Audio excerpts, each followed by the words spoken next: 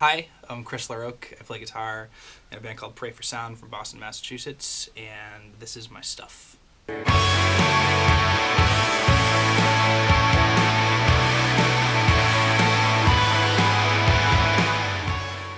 This is a Fender American Deluxe Telecaster.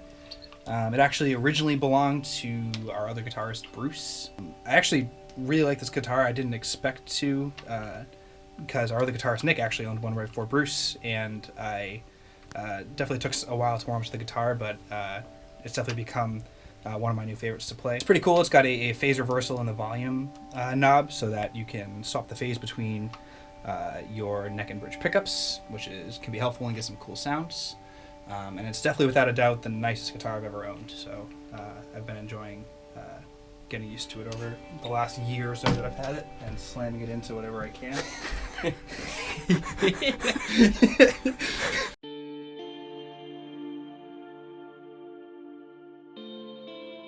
So next we'll talk about the pedal board.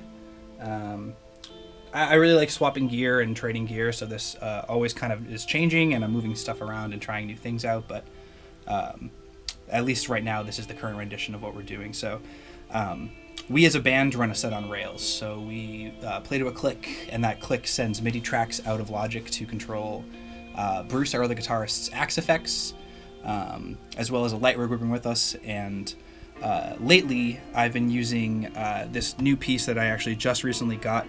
It's the Disaster Area Designs DPC-8EZ. And basically what it is an 8-loop true bypass looper that's totally controllable via MIDI. So now I'm able to essentially not have to worry about switching my pedals on or off, and the computer that we basically play the track with live handles all the changes for me, which is super helpful and makes my life a lot easier when we play live. So just in order of how everything is set up, first going to the Polytune 2 Mini. Most tuners seem to work great for me, but that's the one I have, and it's been working so far. Up next is the Freeze, and that basically is a really cool pedal. I just recently got it, probably maybe about 6 or 8 months ago. It's at least new to me, but we use this a lot for transitions live. We use it a lot on our newest record, Everything is Beautiful, so it definitely made sense to grab it when we started playing live for the record. So all of that is before we even hit the looper, but then once we hit the looper, the first pedal in there is the Chase Bliss Warped Vinyl. A really cool pedal. I think it might honestly be one of my favorites I've ever played with. It's got a bunch of cool features. Every parameter on the knob can be digitally controlled, as well as constantly modulated, which can get you some really wacky, crazy sounding stuff. And the best thing about this and all the pedals made by this brand is that all of their pedals you can control via MIDI as well if you'd like to. So eventually down the line, I'll be trying to control both of these pedals with MIDI, but that's for another discussion. So the next one in line is the Chatterbox Loud Louder. It's a company that's a one-man operation out of Somerville, Massachusetts. And it's our friend Chad. He basically just builds these by himself in his attic of his house, and it's a really cool, just 2-stage MOSFET boost pedal, just loud and louder as you would imagine, and that knob just basically is that, both of those. Moving on out of that is the JHS Twin 12. I love this pedal. This pedal is just your amp exploding in a box at all times.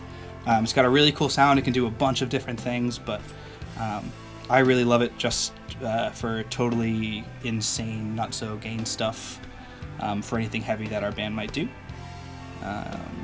Following the Twin 12 is the Chase Bliss Tonal Recall, same company as the Warped Vinyl, like I said, also controllable via MIDI.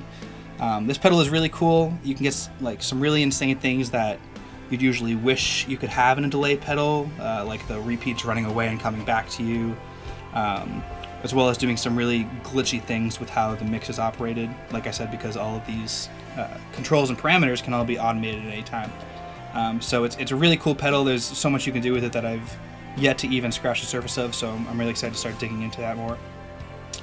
And the last pedal is a really cool modulated reverb that I found, made by a company from Portland. It's got this real crazy swirling sound effect thing, and you can wash it out really insanely and it'll trail on forever. Or you can really dial it back and get some very tasteful hall sounds with it. So definitely a cool fit for me. It works well for our band because we're pretty atmospheric and ambient, so these two pedals do a lot to help us with that. It's all powered by the Walrus Audio Atos. I'm assuming that's how you pronounce it. I'm sorry if it's not. And yeah, that's essentially the gist of what's going on with my pedal board.